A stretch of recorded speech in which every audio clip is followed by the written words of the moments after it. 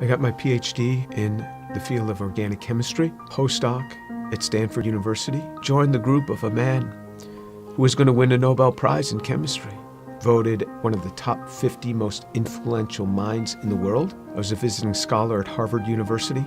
I've spoken at every major university in this country, have over 650 research publications, voted the R&D magazine Scientist of the Year.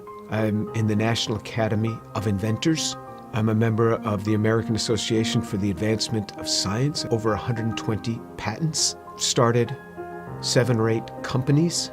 We work in areas that range from medicine to material science to electronics, computer memory, medical devices. We work across a broad range of areas. But more than any of that, what means the most to me is that I'm a Jew who believes that Jesus is the Messiah. I grew up just outside of New York City. I thought everybody was Jewish. I didn't even know that there was anything else. I had no particular interest in that, other than when all my friends were getting bar mitzvahed or bat mitzvahed, and then I would attend, of course, every week. There was never really any excitement for me. I remember once I even tried to talk to a rabbi. He just brushed me off. There was very little explanation for me. I remember when I went to college, I started meeting a number of people that said that they were born-again Christians, which was sort of an odd term. What's born again? What do you mean, born again? One person saw me in the laundry room. He said, "Do you mind if I give you an illustration of the gospel?"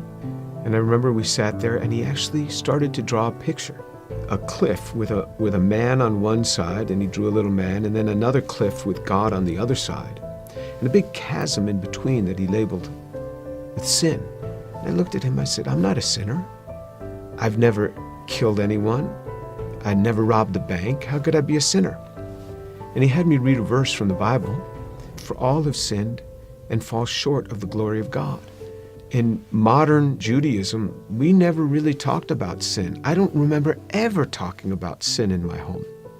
So he turned to another passage. Jesus said, "I say to you that everyone who looks upon a woman with lust for her has already committed adultery with her in his heart."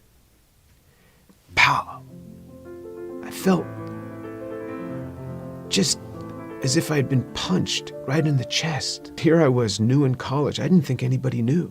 I would pick up these magazines and I became addicted to pornography. It was just through those magazines. And all of a sudden, something that's written in the Bible, somebody who lived 2,000 years ago is calling me out on it. And I felt immediately convicted. And that now I realized I was a sinner. When I read in the scriptures what sin is, then I knew I was a sinner. How am I going to get to God? We Jews know this better than anyone else. Without the shedding of blood, there is no forgiveness of sin.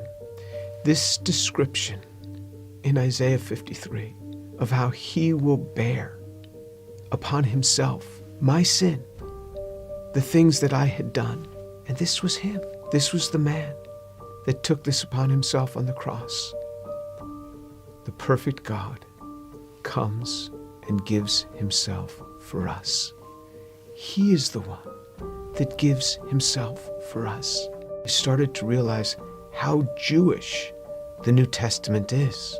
This book is so Jewish. The New Testament is so Jewish. It's all around Jewish people. And then on November 7th, 1977, I was all alone in my room. The realization that Yeshua is the one who died on the cross. And I said, "Lord, I am a sinner. Please forgive me. Come into my life." And then all of a sudden, someone was in my room. And I opened my eyes. I was on my knees. I opened my eyes. Who's in my room? That man, Jesus Christ, stood in my room. This amazing sense of God. Jesus was in my room, and I wasn't scared. All I started doing was just weeping. The presence was so glorious because he was there in my room on that day. And I didn't want to get up.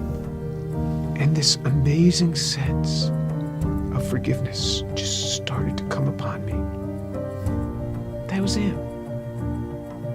Finally, I got up. I didn't know what to do. I didn't know who to tell. Here's this Jewish kid from New York City. What am I going to say? My cousins were shocked. How could you do that? You're Jewish. Telling my mother how I had invited Jesus into my life. She didn't say much. She was weeping. She told my father they weren't happy at all. And she said, I don't blame them for killing Jesus after the things that he said.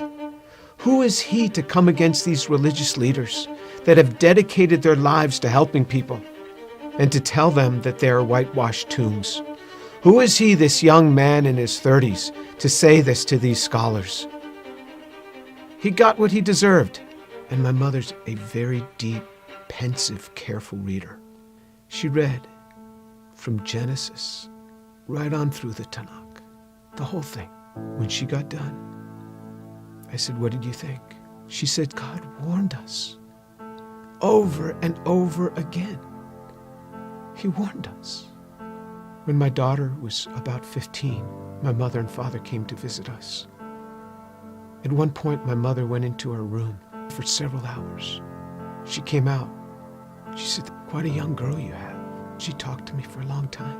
She started reading the Bible again, both the Old and the New Testament. One day, not long after that, she called me on the phone at the age of 72. She said, Jimmy, you wouldn't believe what happened. I said, what happened? She said, I was just reading. And it hit me. It hit me. The way he gave his life. I believe it now. Jesus is the Son of God.